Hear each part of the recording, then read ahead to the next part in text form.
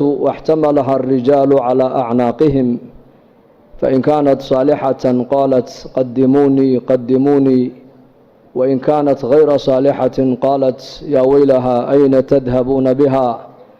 يسمع صوتها كل شيء إلا الإنسان ولو سمعه صعقا،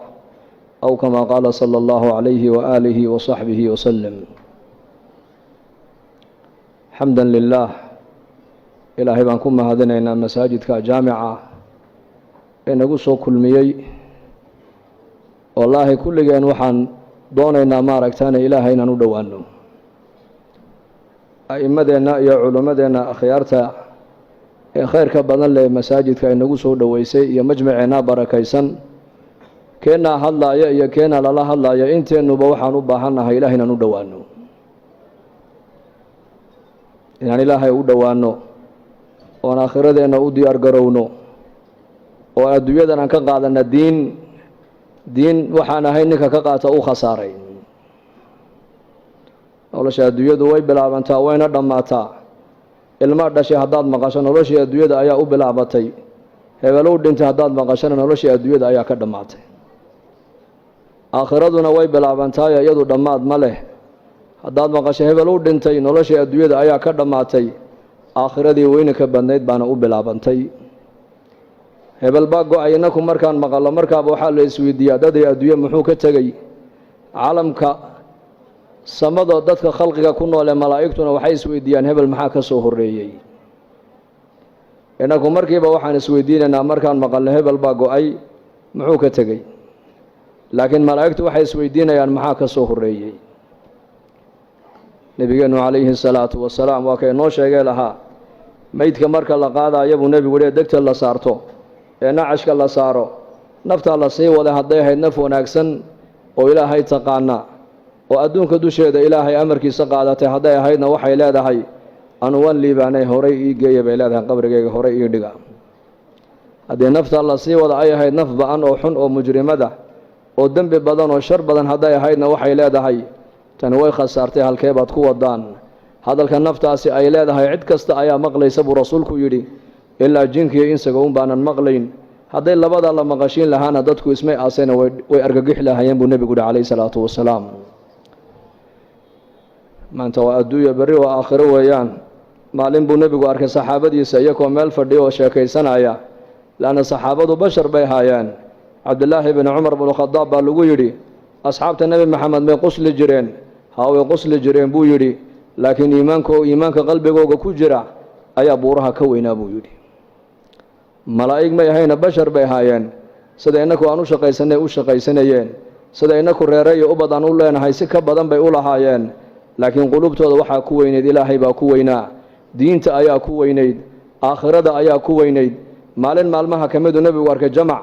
asxaabtii ka mid oo meel iyakoo fadhiya markaa ay sheekaysanayaan oy dhoolla caddaynayaan ee qosqoslayaan. markaa buu nebigu ku yidhi, low aghartum dikra haadimi ladaat la shaqalakum cama araakum canhu, yacni almowt.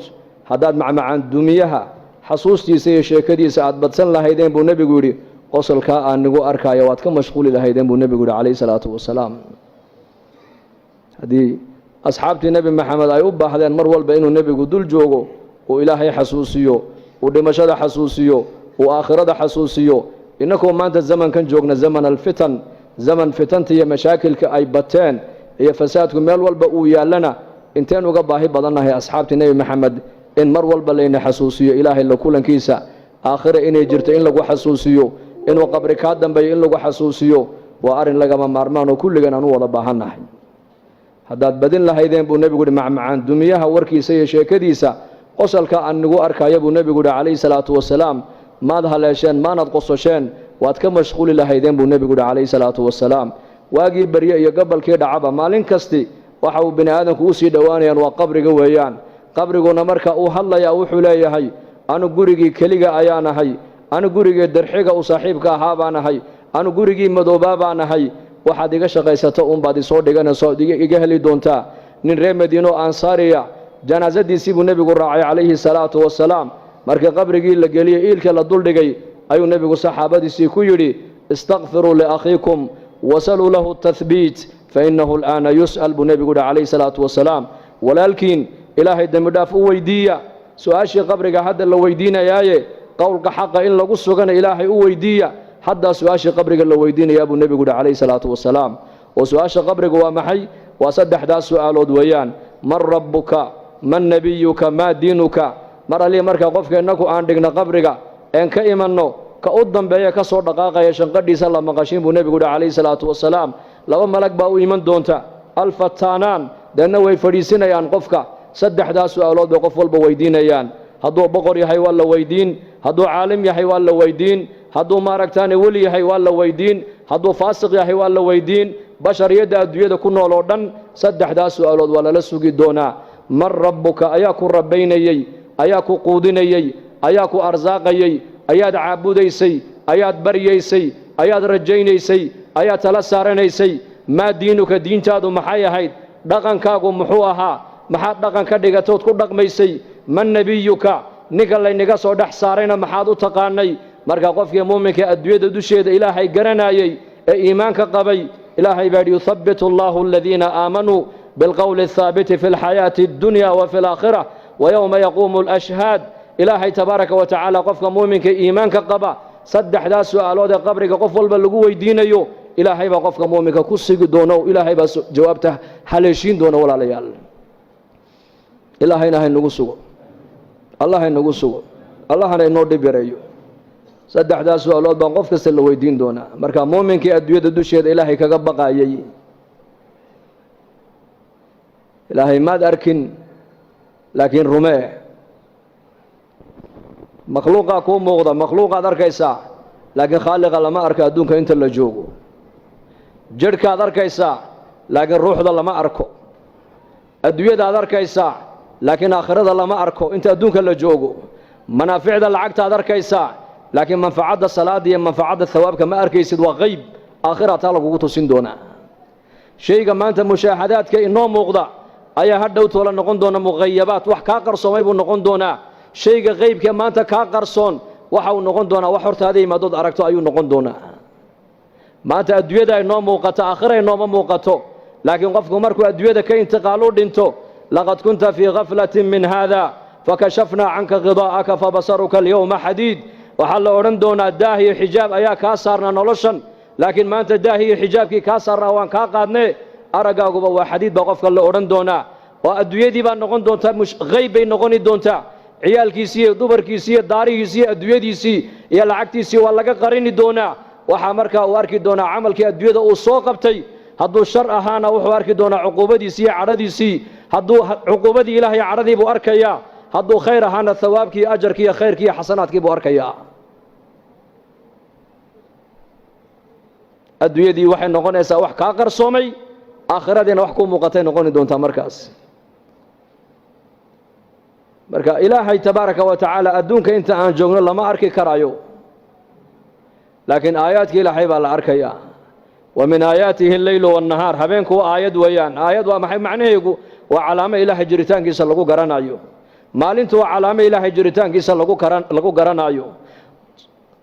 guga iyo jilaalku waa calaamo ilaahay jiritaankiisa lagu garanayo noloshiyo geeridu waa calaamo ilaahay jiritaankiisa lagu garanayo lab iyo dhidigu waa calaamo jiritaanka ilaahay lagu garanayo faqriga iyo qinadu waa calaamo ilaahay lagu garanayo jiritaankiisa caalamkan siduu u socdo waxaad ka dhex arkaysaa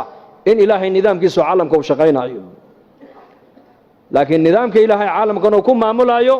waa nidaam qayba waa laynaga qariyey ma arki karayno sida ruuxda jidhka ku jirta ishaadu aysan u arki karaynin gacanta dhaqdhaqaaqeegaad arkaysaa dhegta maqalkeegaad arkaysaa lugta socodkeegaad arkaysaa madaxa dhaqaaqiisa aad arkaysaa laakiin ruuxda bini aadamku ma arki karaan laakiin gaal iyo islaam halka markuu qof ka dhinto intuba qofkaa ka dhintay way u ooyaan haddaad tidhahda maxaad la ooyey waa kan qofkii gacan kama gu'in lugna kama gu'in dheg lagama goosan uu dhan yahay jidhkiisii oo dhan uu dhan yahay maxaad la ooyey haddii la yidhaahdana kulligood waxay leeyihiin shaygii qiimaha lahaabaa meesha ka baxay shayga qiimaha le waa maxay waa ruuxdii oo ruuxda maad aragtay may sead u garanaysaa qalbiga ayaa garanaya alqalbu yudriku alxaqaa'iq bay yidhahdeen culammadu qalbiga ayaa xaqiiqada soo taabanaya shaygii qiimaha lahaa waa ruuxda weeyaan ruuxdu waa qayb waa lagaa qariyey ma arki karaysid laakiin inay jirto waxaad ku garanaysaa xarakaat alacdaa caalamkan aad arkayso dhan waxa weeyaan waa kal jasad weeyaan nidaamkan caalamka oo dhan waxa ku hoos jira nidaamka ilaahay iyo nidaamul ghayb la yiraahdo marka muuminkii iimaanka qabay intuu adduunyadan joogay buu ilaahay cilaaqo la lahaa su'aasha u horeysa marka la yiraahdo man rabbuka waxa aniga rabbigay waa allah buu leeyahay meheradaydu ima rabbaynayn allah baa i rabbaynayay dukaanku ima rabbaynayn ilaahay baa i rabbaynayay beertu ima rabbaynayn ilaahay baa i rabbaynayay dawladdu ima rabbaynayn ilaahay baa i rabbaynayay xooluhu ima rabbaynayn ilaahay baa i rabbaynayay anu kuma noolayn waxaan adduunyada dulya alloo dhane bal amarka ilaahay baan ku noolaa laakiin su'aasha dadka maanta haddii mikrafoon la qaato leeyahay war maxaad ku nooshahay nin walba halka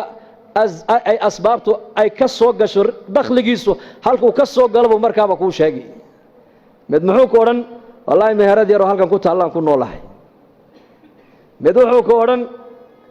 ciyaalkiibaa dibadda u baxay oo kuwaasaan ku noolahay haddayna baxeen maba noolaaneen mid muxuu ku odhan beer yar baan ku noolahay beer mid wuxuu ku odhan aqal yar baan noo karaysan oo ku noolahay reer Djibouti waxay yidhaahdaan letreedkii baan ku noolaa letreedkii macaashkii may waa inaad tidhaahdaa ilaahay amarkiisaan ku noolahay annaku alladii yuطcimunii wayasqiinii waidaa maridtu fahuwa yashfiinii والذي يميتني ثم يحييني وأصول الإيمان أصول العقيدة وإنه قفك قرطاع دودا هذا استعمال ليسو شفاء الله ما السعطو شفاء حق إلهي بكتما ضاع دكان كاقية مهرد هذا يسوق قاقا وأسباب ويان لكن رزق حق إلهي بكائمنا يا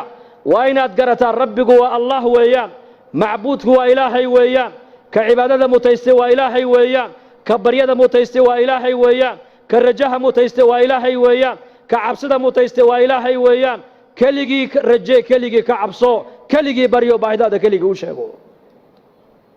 ربي جاي الله دين تيدنا الإسلام رقم كيجو إسلام وحكى لعنكم الرقمو وحكى لما أمسني دين بانو نولهي دين بان برنا يا دين بان كشقينا يا قفك دين بان كجعلانا يا دين لعنا وكنا عيا من أحب لله وأبغض لله وأعطى لله ومنع لله فقد استكمل الإيمان برسول كويري نيكا هدوح بحن إلهي درتي أبحن هدوح منعن إلهي درتي أمنعن هدو عد جعلان إلهي درتي أجعلان هدو عد نعي إلهي درتي أنعي كاس إيمانك وعدما ما يسترتيب النبي قول عليه الصلاة والسلام وأين أدنقتا قف لله أنه لو تاريخ الصحابة يقول على سيرة علي بن أبي طالب ننبا هل من مبارز وحل معركة مسلمين تلو حقا أي جوغان قال دون حقا أي جوغان أيو يري ننكي أقوي تالوينا قال دا أيا صودع يري هل من مبارز أيا معركة يقول صودع أيا علي بأدعي رضي الله عنه علي بن أبي طالب ننكي انتو قبتيبو لك دي مرقو سيفتي قاتو يري قلي مرقو سننا علي بن أبي طالب وننكي كورف ديبو قنوف وجه لك طفي مرقاسو علي قنوفها لغو طفي وجه لك طفي قال كينا دولكو جيفا علينا سيفتي بو هايستا قندوف بالغو تفعلي وصريا وككعي علي صحابتي waxay ku yiraahdeen ya Ali maxaad uga kacday baa lagu yiri gaal nimana ninkan diinna waad ula dagaalameysay adigana qandhuuf kugu tufee war marka hore ilaahay dartii baan u dagaalamayay hadda cara ay soo gashay buu naftayda darteed inaan u dilan ka baqay buu yiri lillaahiyad waxaan qaban ilaahay dartii baan u qaban ciddaan jeclaan ilaahay dartii baan u jeclaan ciddaan nici ilaahay dartii baan u nici waxaan bixin ilaahay dartii baan u bixin waxa khayran sheeg ilaahay dartii baan u sheegi khayrkan dhageysan ilaahay dartii baan u dhageysan waa inaad noqotaa qof diiniya oo diintu ay xakameynayso si su'aasha qabriga kugu dhib yaraato tiraahdo aniga diintaydu waa islaam markaasaa nabigeena Muhammad alayhi salaatu wasalaam baa la hor keeni oo la oran doonaa maxaad u taqaanay shakhsigan markaasuu muuminkii leeyahay waa nabigeygii Muhammad alayhi salaatu wasalaam saddexdaa su'aalood muuminku markuu qabriga ka jawaabo ayaa samada laga dhawaaqay oo la oran doonaa an sadaqa abdi addoonkaygii run buu sheegay afrishuuhu min aljanna firaash jannada ka soo qaado u gogla walbisuuhu min aljanna dhar jannada ka soo qaado u xidha waftaxuu lahu baaban ila aljanna albaabna jannada uga fura jannada halkaa ka daawaday baa la odhanayaa dhulkaad ku celisay meydka dhulkaan ku aasnay minhaa khalaqnaakum wa fiihaa nuciidukum halkaad ku aastay waa dhulka dhexdiisa weeyaan inna kitaaba alabraari la fii cilliyiin jannaduna waa fowqa 7 samaawaat halkaasaa qofka mu'minku jannadiisii ka daawanaya sida inakuba aaladan yar imika aan haysaneen moobilka ijaabada aad ku haysatid qofka adduunyada halka ugu dambeeya jooga maqal iyo muuqaal halka aad uga daawanayso qaaradda Ameerika qofkii joogay ayaad adigu halka jooga maqal iyo muuqaal aad ka wada hadlaysaan muuminka qabriga dhexdiisana nabiyullaahi Muhammad alayhi salaatu wasalaam ayaa inoo sheegay yiri qabriga dhexdeeda daaqad looga furaya halka buu ka arkayaa jannadiisa iyo naciimtiisa iyo xurul cayntiisa markaasaa la oran doonaa iska seexo qabrigu waa meesha muuminku ku seexdo weeyaan maxaa qabriga loogu dhex seexanayaa laana jannada dhexdeeda hurda ma jirto annawmu akhul mawt wa ahlul jannati laa yanaamuun baa nabigu alayhi salaatu wasalaam geeridu dhimashadu hurdadu waa geerida walaasheed ahlul jannuhu jannada hadday galaan ma seexanayaan buu rasuulku yidhi adduunyadan maalintiina waad foofi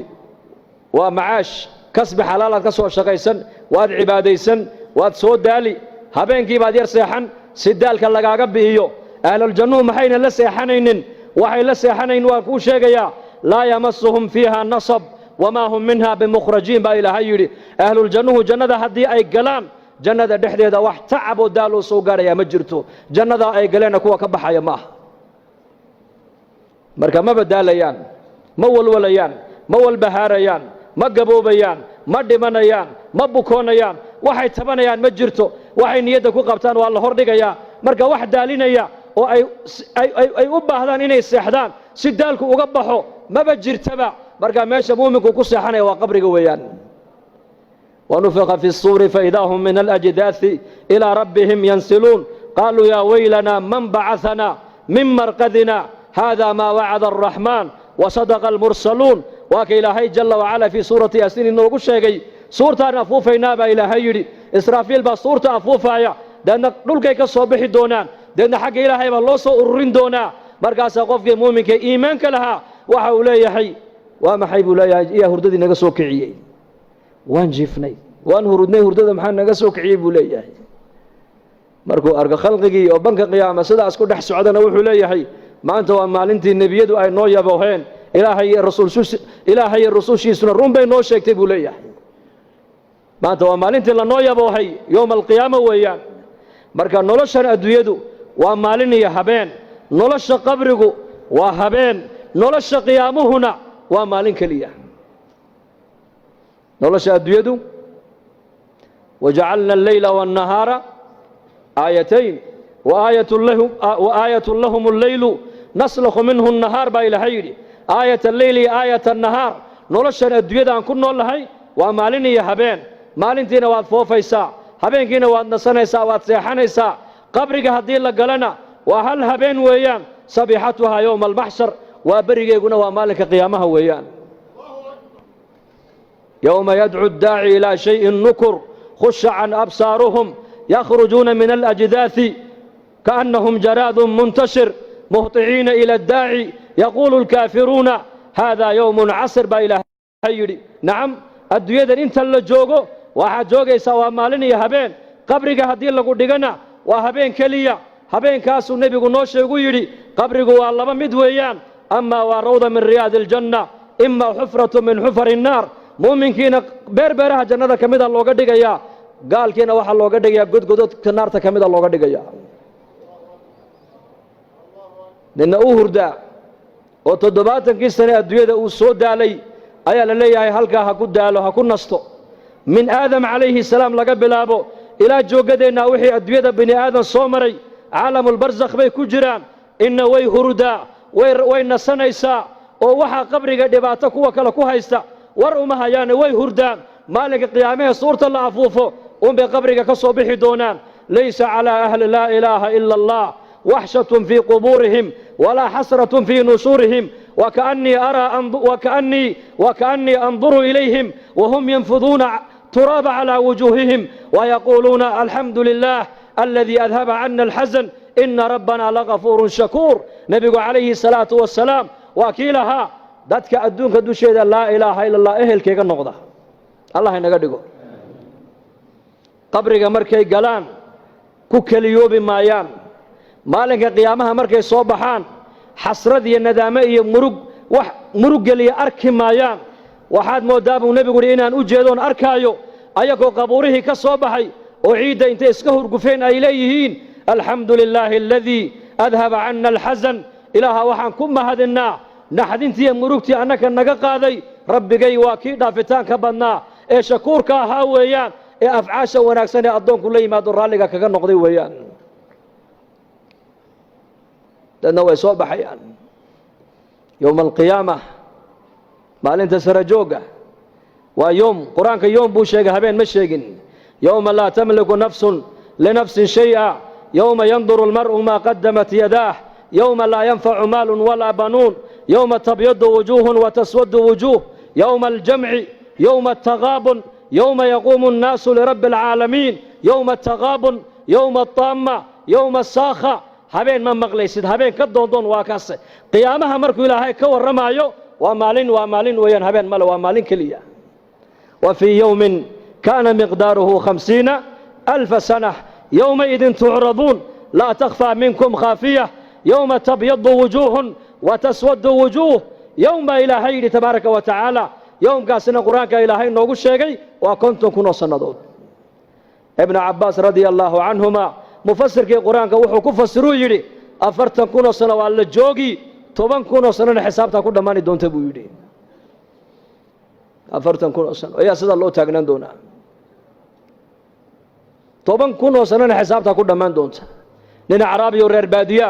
ayaa sara kacoo yidhi yaa rasuul allah maalinka qiyaamaha khalqiga ayaa xisaabi doona markaasuu yidhi ilaahay baa xisaabi doona rabbigaa xisaabi doona markaa ninkii acraabigii intuu sii jeestay buu yidhi najownaa warabbi alkacba kacbada rabbigeyga ayaa ku dhaartee waan badbaadnay buu yidhi waan nabadgallay buu yidhi markaa buu nebigu yidhi soo noqo si aad ugu nabad gashay buu ka yidhi balii sheeg wuxuu yidhi waa kariim ilaahay waa kariim hadduu doono iska kaaya cafin buu yidhi ma cid baa isaga qabsanaysa buu yidhi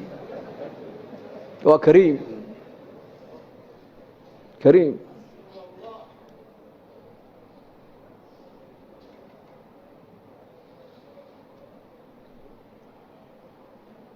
ما منكم من أحد إلا سيكلمه ربه ليس بينه وبينه ترجمان فينظر أيمن منه فلا يرى إلا ما قدم بنبي إنك مدى مجره هدو جران أبو رسول كل أي ربي جيبوا قيامها الله كل مدونا الدونك يا ربي جي مال انت عد وكل أفعلين ليس مجرته لغة عربية لغة هذا الله يعني حاجة ميدكتو ايجي عمل جيسيبو اركي حاجة بدحدو ايجي عمل جيسيبو اركي هورتيسو ايجي نارتيبو اركي فاتقوا النار ولو بشق التمر ابو نبي يقول عليه الصلاة والسلام نارتا قاشان كسميست ابو نبي يقول قاشان كيشا تمر جيحيد وصدقاء عضو بحسان كولين نقطنا تمر جيحيد ولو بشق التمرة فمن لم يجد فبكلمة طيبة ابو نبي يقول تمر جيح تمر إني كان هلين بو نبي يقول ياي هذا الكون وناكسن هكو هالله كلمة وناكسن كو هذا سبحان الله وكلمة وناكسن الحمد لله وكلمة وناكسن أمر بالمعروف وكلمة وناكسن ذكرك وكلمة وناكسن استغفرت وكلمة وناكسن لا إله إلا الله وكلمة وناكسن ولا القاقا مسلم قد خير كعضو الشيكتا وكلمة وناكسن منكر كوضو مدى كريبتانا وكلمة وناكسن كلمة الطيبة صدق أبو نبي يقول عائشة رضي الله عنها أم المؤمنين آياتري مرقو النبي يقول يحشر الناس يوم القيامة حفاة عراة غرلا بيتري يقول النبي صلى الله عليه وسلم مالك قيامها ذاتك والله صوح 20 دونا أيكو عقاقا أو بلا درأة أو كبلاءانة أو مركز النبي يقول عليه الصلاة والسلام أيكو عقاقا كبا موتان درنا موتان قفوا البباردي سيبا كتا الله دواسدين لقو دلي ويان مركز عائشة رضي الله عنها أم المؤمنين رقية دمر مالنتاس ما لسدح سعونيا هوا لسدح سعونيا قفك كلمونا إيجين مركز أبو نبي يا عائشة قفك عكس عدم مالنتاس من نبا ما قبض با من نقبا ما بإيجي يا أبو رسول كل هم بقى مجربوا يدي هورتي سواحة على النار تي جهنم قفك عطاء السلمي رحمه الله نكال أورنجري وحوها نن مروق بدن بوها مروق بدن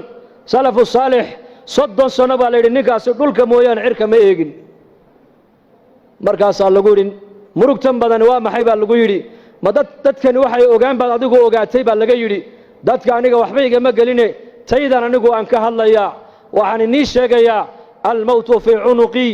geeridii baa qoorta ii sudhan waalqabru beytii halka lay dhigayana waa qabriga weeyaan waalqiyaamatu mawqifii meesha lay joojinayana waa banka qiyaamo weeyaan wa cala siraati ariiqii waddada lay marin doonana waa jidka siraad weeyaan warabbii laa adri maadaa yafcalu bii rabbigay wuxuu igu samayn doonana kama warqabi buu yidhi anigu intaasoo marxala ninka ay sugayso isagu hadduu qosle ha qosle buu yidhi anu taydaan ka warramayaa buu yidhi intaan noolahay oohin baa nolosheeda ku dhammaysan buu yidhi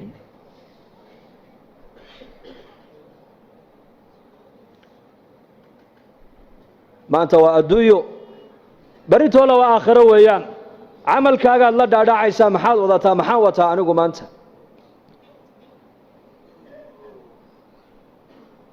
almu'miniin caaisha radia allaahu canha shiddada qiyaamada markuu nebigeennu ka warramay calayhi salaatu wasalaam ayay tidhi yaa rasuula allah maalinka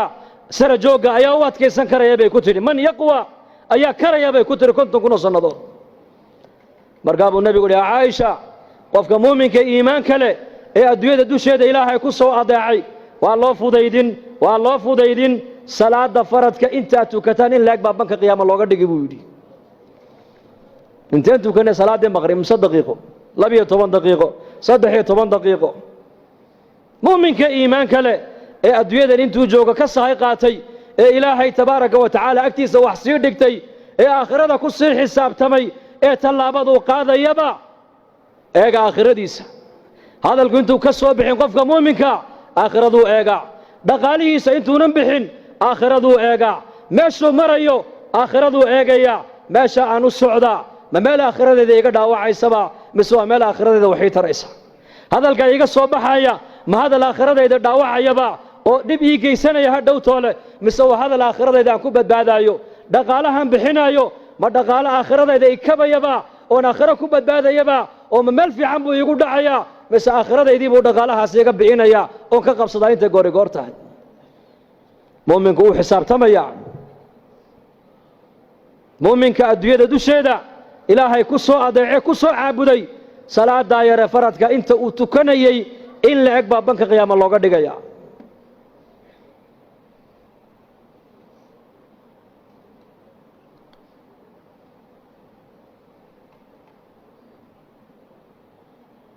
dadkii ilaahay yaqaanay daraariya habeen aakhirada hortaalla iyaka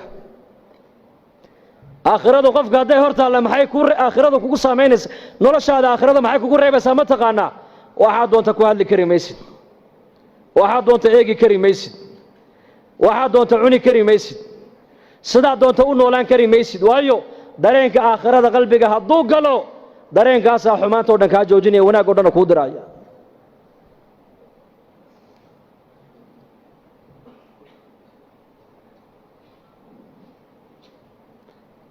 dareenkaasaa qofka qabanaya qofka inuu macsiyadda waxa kaa qabanaya waa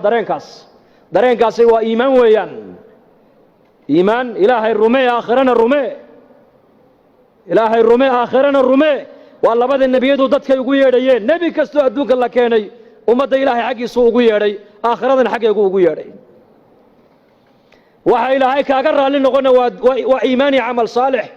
waxa aakhiradaadu ku badbaadaysana waa iimaan iyo camal saalix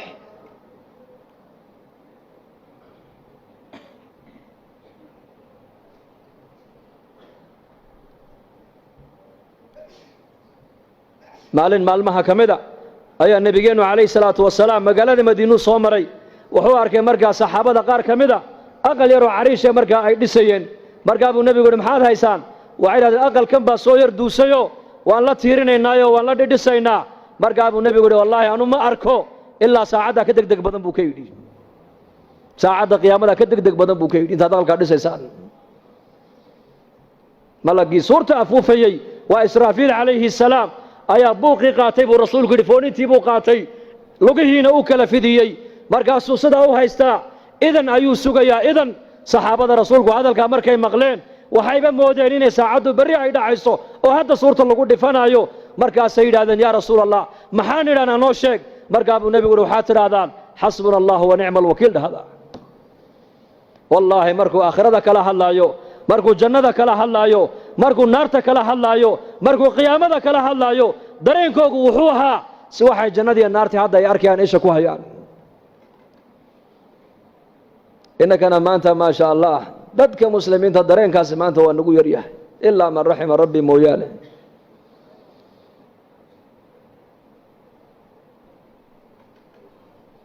lanna qalbigan uu saamoobaa qalbigu ina alquluuba la tasda kamaa yasda'u alxadiidu idaa asaabahu almaa birta xadiidka biyuhu hadday taabtaan daxal bay ku reebaan biyuhu qalbiga bini aadamkuna daxal buu yeeshaa maxaa qalbiga daxalaynaya waxaanaad eegaysa qalbiguu saamaynaya waxaanaad dhegaysanaysa qalbiguu saamaynaya waxaanaad ku hadlaysa qalbiguu saamaynaya waxaanaad ka fikiraysa qalbiguu saamaynaya waa afarta qasabadood ee qalbiga bini aadamka ku socoto weyn afartaas saabaatlqalbi bay culimmadu yidhahdaan waxaad eegto qalbiguu galaa waxaad ku hadasho qalbiguu galaa waxaad ka fikirto qalbiguu galaa waxaad dhegaysato qalbiguu galaa qalbiga daxalka maxaa lagaga biiyaa laba shay bay culimmadu yidhahdeen laba shay baa qalbiga daxalka lagaga biiyaa qur-aanka akhriskiisa oo la badiyo iyo aakhirado inta badan la sheegsheego la xasuusto o laga sheekeeyo labadaa maanta may nagu yaryihin mise way nagu badan yihiin ya qur-aanka akhriskiisiina waa nagu yaraaday aakhirada sheekadeediina waa nagu yaraatay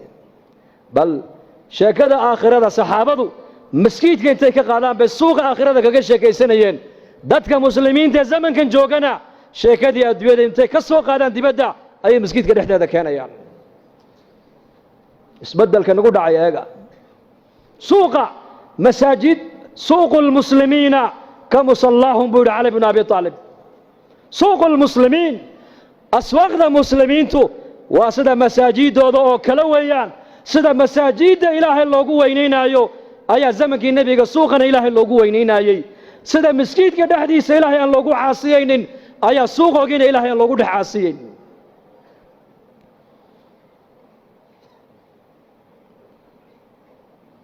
innakana zamankeennan maanta sheekadii dibadda taallay ayaa laga yaabaa in la keenay maskiidka gudihiisa nin buu arkay nebigu calayhi salaatu wasalaam maskiidka dhexdiisa baylah ka yaboohinaya markaa buu nebigu yidhi ilaahay kuuma soo celiye buu ka yidhi haddaad aragtaan buu nebigu yidhi nin maskiidka dhexdiisa baylah iyo baadi ka yaboohinaya waxaad tidhahdaan ilaahay kuuma soo celiye dhahada haddaad aragtaanna nin maskiidka dhexdiisa ganacsi iyo tijaaro ka dhex samaynayana waxaad tidhahdaan ilaahay kuuma barakeeya dhahada innamaa buniyat almasaajidu lima buniyat lahaa masaajidda wixii loo dhisay baa loo dhisay buu rasuulku yidhi nolosha masaajidda taalla bay culimmadu leeyihiin ayaa la rabaa in dibadda loo saaree nolosha dibadda taalla maskiidka in la keeno maaha cahdigii nebigeenna calayhi salaatu wasalaam iyo cahdigii saxaabada dadka muslimiintu nolosha maskiidka ay ku haystaan ayay dibadda ula baxeen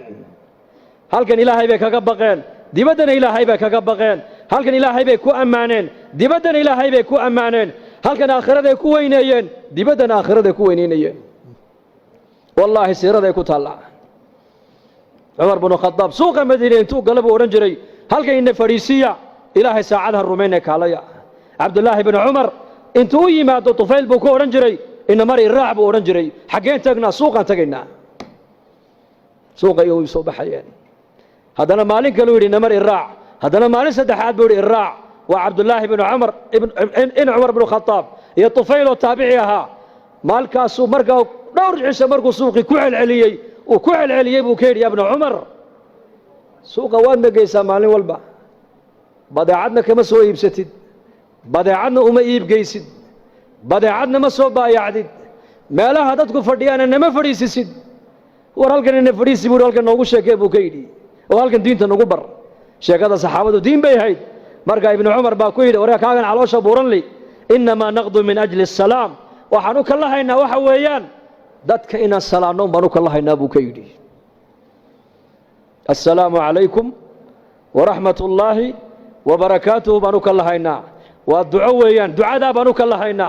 مسلمين تنو دعينينا iyaguna way noo ducaynayaan boqol qof baanu ducaynaynaa boqolkaasi way noo jawaabayaan waa duco laga yaabaa boqolka awliye ilaahay intay ku dhex jirto in ilaahay ducadooda noo aqbalo salaada muslimiinta la siiyo waa maxay salaanteenu assalaamu calaykum nabadgelyadii ilaahay iyo naxariistii ilaahay iyo barakaadkii ilaahay korkaaga ha ahaadaan kii kale muslimka waxa uu ku leeyahay adigana nabadgelyadii ilaahay iyo naxariistii ilaahay iyo barakadii ilaahay korkaaga ahaadaan buu ku leeyahay salaantaasaan la soo kallahaynaa boqol qof baan salaamaynaa 200 qof baan salaanta ummadda salaamaynaa way noo jawaabayaan waxay garanayeen saxaabadu in salaanta muslimiinta ay la dhexmareen ilaahay intuu u aqbalo inay nabadii helaan oo naxariistii helaan oo barakadiina ay helaan inagu bagaashka iyo badaacadda iyo adduunyada loo kala lahaa mooyaane sunnaha nebiga loo kala lahaayoo lagu noolaan lagama dhadhacsana maanta salaantaasaa lagu dhergaya cali bin abi aalib inuu yimid uu ka yidhi saaxib alciyaal baan ahay maciishadii baa igu adkaatay markaasuu yidhi lacallaka tanaamu bacda salaati alfajri buu ka yidhi malaha salaada fajr kadib ayaad seexataa buu ka yidhi markaasuu yidhi mayma seexdo lacallaka tamshi amaama man huwa akbaru minka sinan buu ka yidhi malaha qofkaa da'weyn markaad la socoto ayaad hor socotaa buu ka yidhi haddana hor martaa markaasuu yidhi may haddana markaad ducaysanaysid ma laga yaabaa inaad labadaada waalid ilaahay dembi dhaaf aanad u weydiin markaasuu yidhi haa markaa birta arsaaqada kaa xidhay waa taas labada waalid ducada ku dar buu arsaaqadu ay kuu furmiyeen meelaha innagu iminka wax ma ka egeegnaa ya may salaanta dadka ay salaamayaan bay risiqa ka dhex arkayeen waalidka ducadiisa u ducaynayeen bay risiqa ka dhex arkayeen istikfaarta ay badanayaan bay risiqa ka dhex arkayeen salaatu duxaada ay tukanayaan bay risiqa ka dhex arkayeen salaatu duxaada cahdigii nabigeena calayhi salaatu wasalaam waxaad moodaysaa salaad jamaca in la tukanayo masjidka zaxmadda iyo cidhiidhiga ka dhacaya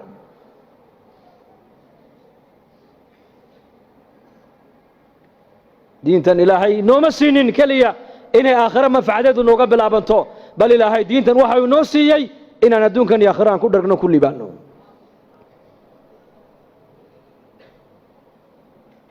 marka noloshan adduunyada intaan haysano waa fursad yaanan dayicine adduunyada diinha ka qaadanno diintana asaaskeegu waa iimaan iyo yaqiin weeyaan yaqiin iimaanku waa maxay ilaahay rumee yaqiintuna waa maxay aakhiradu ha kula weynaato wallaahi hadday aakhiradu inala weynaato dhaqankeennaa toosi oo risiqeennaa xalaal noqon oo mujtamac oo dhan baa isbedeli waayo laanna mujtamaci waxay noqonaya mujtamac aakhiro ku xisaabtamaya sidii labadii nin ee xadiiska nebigu noogu sheegay fi sunan nin baa nin dhul ka iibiyey dhulkii markuu gatay waa dhulbeereed buu ahaa uu falay markaa khasna dahaba markaa uga soo baxday jara min adahab uu qaatay uu la ordo ninkii lahaaba uu keenuu ka yidhi war dhulkaad iga iibisay dahabka intan leeg baa ka soo baxee malaha waad ilowsaneeda iga qaada buu ka yidhi markaasuu yidhi may anu kuma ogeyn adaa ilaahay kaa siiyey adaa iskale iska qaada buu ka yidhi war waxaan adigaa le iga qaado innaga zamankeenna waa maxay war waxaan anigaa le isii weeyaan teen waxaan ku dagaalamayno dhulkan anigaa le gurigan anigaa lahaa meheraddan anigaa lahaa waxaan anigaa lahaa baa isku haysannaa iyaku waxay taagnaayeen dadku markay hagaageen war waxaan adigaa le iga hoo iyo kaa qaadan maayo may ma dhici karto may adaa iska le adaa ilaahay ku siiye iska qaado may dhulkan adaa iga iibiyey malaha waad halmaamsantahe adigaa iskale iga qaado waxaan malihi anigu ye lacagta intan leegna anigu kuma siine may labadii nin intay isqabsadeen bay maxkamadda tegeen maxay isku haystaan kan wuxuu leeyahay xoolaha nin kalaa leh ha iga qaato kanna wuxuu leeyahay war maliye isagaa ilaahay siiye ha iska qaato qaadigii markaa qaadi fiican buu ahaa qudaada zamankan laga yaaba inay odhan lahaayeen xoolaha dawladda ale iska keena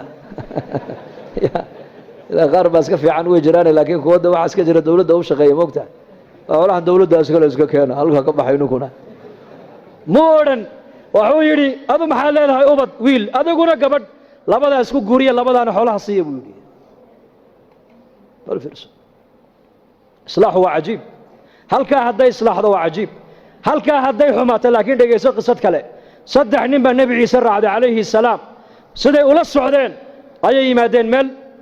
banaanka uu dahab ku yaallo diamondku markaasuu nabi ciise ku yidhi waxaan waa diamond waa dahab waa jawharad markaasay yidhahdeen noo qaad markaasuu nebi ilaahay soo diray iyo adduunya meel ma wada marta buu ka yidhi markaasay de anna kaa qaadanayna de haddaad qaadataan i raaci maysana waad iga hadheen ogaada buu yidhi diin iyo adduunya isma raacda buu ka yidhi waa nebi zaahiduha nebi ciise calayhi salaam saddexdii nin way ka hadheen baa lidhi nebigii ayaan darrada eeg markaasay dahabkii qaateen way la socdeen way la lugeeyeen magaaladii markay u dhowaadeen bay yidhaahdeen haddaan maalin galno waa lanaga dhici habeen han ku beegno laakiin waa gaajoonaynaa way tashadeen waxay yidhahdeen laba dahabkaas sii ilaaliso midna magaalada intuu tego cuntahay noo soo qaado yuuna cidna inoo sheegin waa hagaag kolkuu ka dhaqaaqay labadii dahabka ku hadhay ilaa shaydaankiiba dhiigga bini aadamka dhex socdee ayaa wuxuu yidhi mid walba midka kaluu ku yidhi dahabkan labadeennu buu nagu fiican yahe ninkaa markuu yimaado aniguna waan la hadlay waan jeedin adiguna midida halkaa ka geli maydkiisana bahosha ha ku ridno ha ku aasno dahabkana labadeennu ha kala qaadanno marxaba kiina uu sii socdaa shaydaanka isagana dhiiggiisii ku dhex jiro wuxuu ku yidhi dahabkan adiga unbuu kugu fiican yahe cuntada intaada soo cun ayakana u soo sumee markay dhintaana dahabka iska qaado maxaa ka dhacay kula tahay meeshaas uu yimiday cuntadiibuu u dhigay isagii bay khaarijiyeen cuntadii bay cuneen iyagiina way iskhaarijiyeen nebiyullaahi ciise calayhi salaam ayaa soo maray dahabku halkii yaalla iyo saddexdoodii oo mayda markaasuu xawaariyiintii ku yidhi adduunyadii ubadkaygu sidaas ku galeen eega buu ka yidhi waa kaas halkaas halka laga hagaagaa waa qalbiga halka laga xumaadana waa qalbiga inna fi ljasadi mudqa idaa salaxat salaxa aljasadu kulluhu wa idaa fasadat fasada aljasadu kulluhu alaa wahiya alqalbi buu nebigu yihi calayhi salaatu wassalaam waryaada buu nebi maxamed uu ina leeyahay dhegay jidhka bini aadamka waslad baa ku jirta hadday hagaagto jidhkao dhan baa hagaagi hadday baanaatana jidhkao dhan baa baanaanoo xumaan taasina waa qalbiga buu rasuulku yidhi qalbigana wax kale ma hagaajiyaan qalbiga lacag ma hagaajiso qalbiga waxa keliya hagaajiya waa markay degto ilaahay macrifadiisu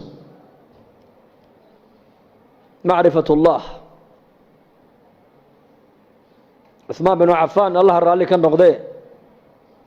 addoomihiisii addoon ka miduu u yeedhay maalin wuxuu idhi lacagtan qaad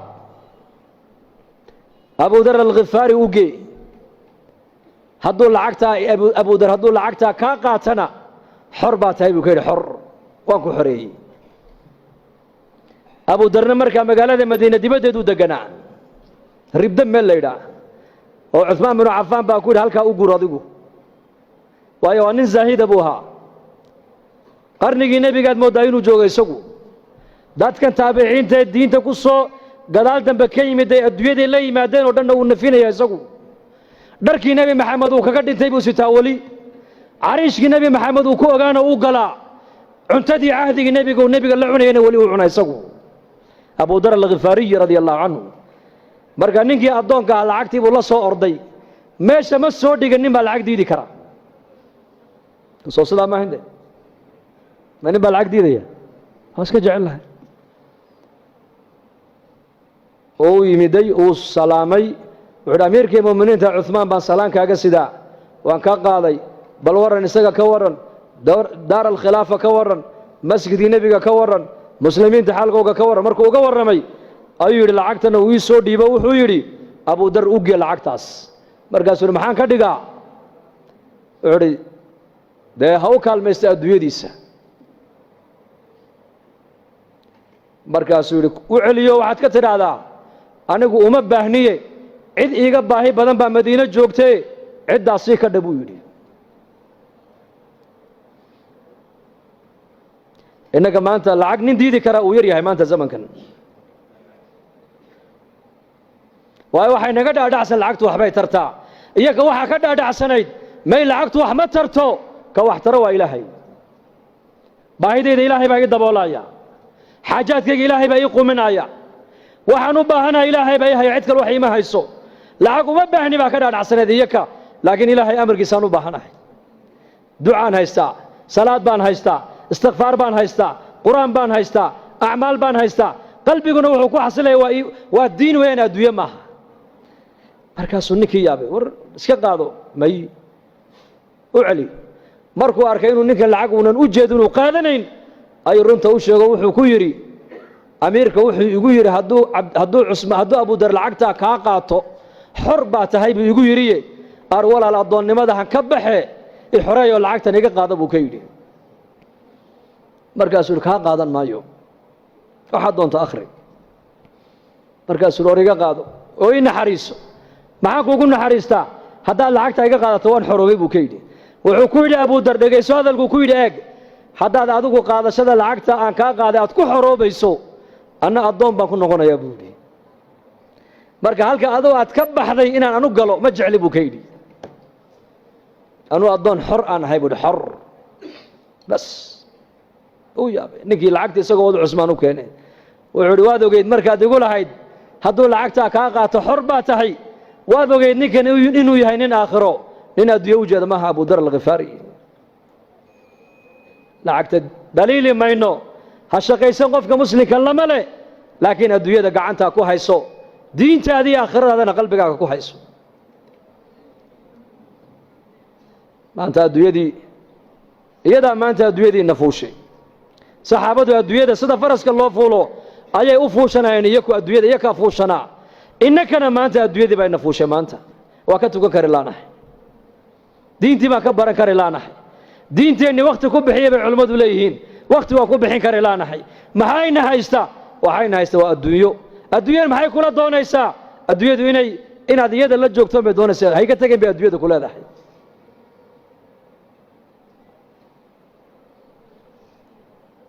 lamana nacayo adduunyada ka shaqaysan laguma leh ka shaqayso xalaal mirad noqo laakiin waxaad ogaataa adduunyadani waa balaaq aakhira ku gaadh mooyaane iyada ha ka dhigan hadafkaagii aakhirada ayayna kaala weynaan Usmaan bin Affan Allah raalli ka noqdee nin baa nabigu yimid oo yidhi gabadh baa lay siiyey waxaan ku aqalgalana ma haysto Usmaan u tagay buu ka yidhi markaa buu yimid Usmaan bin Affan wuxuu arkay Usmaano khaadimkiisa ku haysta dubaaradan faynuuskan maxaad u baqtiin weyday markaasuu ninkiiba uu yaabo wuxuu yidhi ninka khaadimkiisii ku haysta faynuuska maxaad u damin weyday may kula tahay inuu adiga lacagtii aad gogol iyo dhar iyo weelal islaanta caawa aad caroosada aad ugu iibin lahayd inaad ka heli ilama abuu yidhi iska kacay Usmaan baa ninkii u yeeray war kaale xageed u socotaa wallaahi de waxaan u socdayba war kale ahayd war kale meesha ka socday buu yidhi markaas maxaad aragtay maxaad u socoto de nabiga ay ka soo diray buu yidhi sallallahu alayhi wasallam oo yidhi Usmaan u tago waxaad ku tiraahdaa waxa uu nabi maxamed ku amray wixii caawa aan arooska iyo reerkayga aan ku aqal galin lahaa hadday gogol tahay hadday dhar tahay hadday biil tahay hadday weelal tahay Usmaan ka qaad buu nabigu ugu yidhi de maxaad u kacday buu igu sheeg weyday de waxaan arkayaa ninkaaga faynuus ku dagaalamaya wax bixinaya buu yidhi faynuus baad ku dagaalamaysaa ood ku haysataa khadimkaagiiya wuxuu yidhi dhegaysa buu ka yidhi faynuuska halkaa iska shidmaayey shaqo adduunye iyo shaqo aakhira midna laguma hayn laakiin tan adiga ku siinaayo waa tii halkii loogu talagalay ku baxday hoo qaada buu ka yidhi kiish lacag uu dhiibay israafka iska ilaalinayeen xoolahooga meeshay ilaahay ugu talagalay ku bixinayeen meesha ilaahay u diidayna xoolahooga way ka ilaalinayeen inagana caroos baa lagu leeyahay $30,000 bay ku bixiyeen caroos $30,000 bugbac fanaaniin baa loo yeedhay fanaaniin maxaa ka dambeeya laba reerka bugbac iyo macsiyo lagu dhiso 2 bilood ma gaadhaan way kala duulaan ilaahay uu kala qaadaa markiiba laana marka hore macsiyo lagu dhisay diin iyo alla ka cabsi laguma dhisin israaf baa lagu dhisay baatil baa asaas looga dhigay muslimku war muslimku dhaqaalihiisa xor uma تجارة هذا حر أمتهد وإن حتى علم البيع والشراء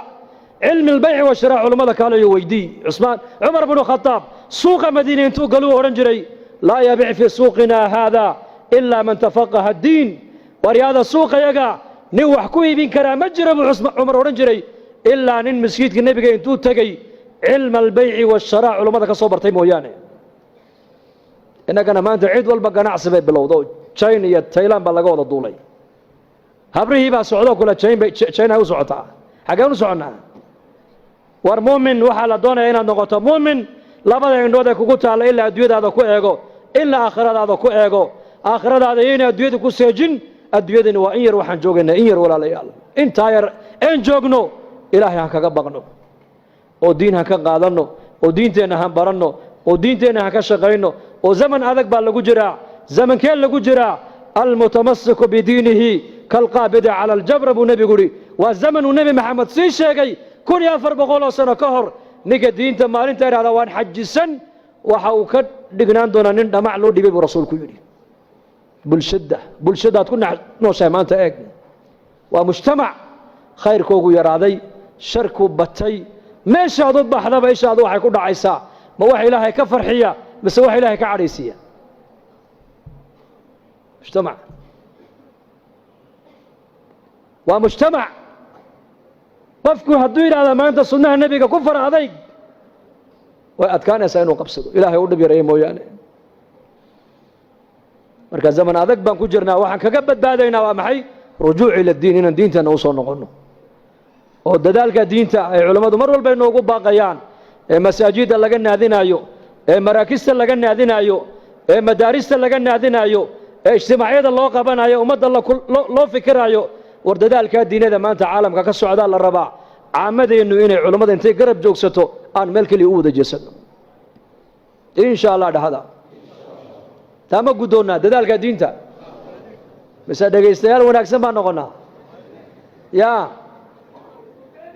دقيستو وناكسن لو حكوا وناكسن